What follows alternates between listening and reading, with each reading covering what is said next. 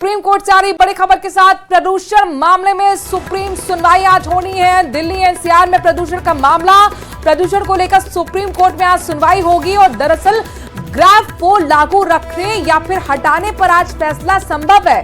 पिछली सुनवाई में दिल्ली को बड़ी फटकार लगी, यानी कि दिल्ली सरकार को बड़ी फटकार लगी थी और साफ तौर पर सुप्रीम कोर्ट ने कहा था कि ग्राफ 4 को हटाना है या नहीं हटाना है, कब तक आगे कंटिन्यू करना है, ये मेरे बिना बताए हटाया नहीं जाएगा। यानी ग्राफ 4 को लेकर आज अहम सुनवाई न सिर्फ संभव है बल्कि आज बड़ा फैसला भी आ सकता है। पिछली सुनवाई में दिल्ली और एनसीआर की तमाम सरकारों से कहा गया था कि आप अपनी तरफ से हलफनामा दाखिल कीजिए कि अब तक किस तरीके के कदम आप लोगों की तरफ से प्रदूषण पर नियंत्रण पाने के लिए लागू किए गए हैं। आपको बता दें कि दिल्ली में इस वक्त ग्राफ 4 लागू है। इसका मतलब ये हो जाता है कि ट्रकों की एंट्री पर बैन है, साथ ही सभी स्कूल्स बंद हैं, लेकिन ग्राफ को कब तक आगे कंटिन्यू करना है, इसे हटाया जाए या फिर नहीं हटाया जाए, इसको लेकर माना जा रहा है कि आज अहम सुनवाई के दौरान सुप्रीम कोर्ट इस पर अपनी डायरेक्शन दे सकता है, बड़ा फैसला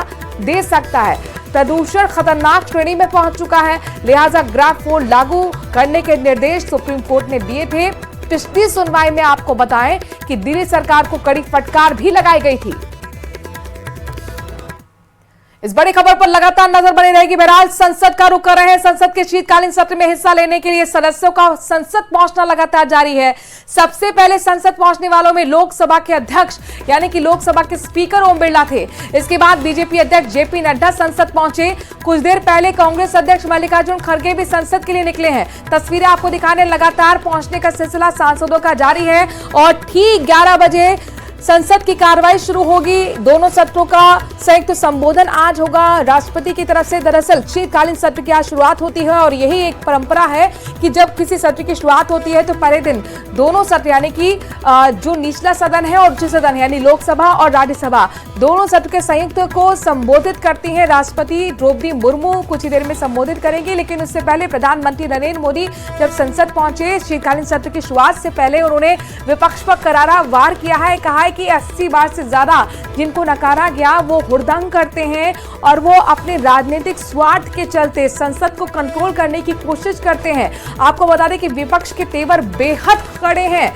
खासतौर पर संभल के मुद्दे को लेकर, मणिपुर के मुद्दे को लेकर चर्चा की मांग की गई है। स्थगन प्रस्ताव भी असदुद्दीन ओवैसी की तरफ से दिया गया है। लेकिन इन सब के बीच में कल भी सर्वदलीय बैठक जब हुई थी तो सरकार का साफ तौर पर कहना है कि हम चाहते हैं कामकाज सुचारू रूप से हो। ऐसे में विपक्ष से हम दरखास्त करते हैं, अपील करते हैं कि उसका सहयोग भी होना चाहिए और जो भी जिस मुद्दे पर भी वो चर्चा करना चाहते हैं सरकार खुले दिल से उसके स्वागत के लिए तैयार है, लेकिन सब कुछ नियम के मुताबिक होना चाहिए। तस्वीर आपको हम संसद की दिखा रहे हैं जहां पर तमाम सांसदों का पहुंचना शुरू हो चुका है। सबसे पहले ओम बिरला लोकसभा के स्पीकर पहुंचे थे संसद और उसके बाद बीजेपी के अध्यक्ष जेपी नड्डा भी पहुंचे, सांसद भी वो हैं। कांग्रेस अध्यक्ष मल्लिकार्जुन खड़गे भी संसद पहुंचे हैं।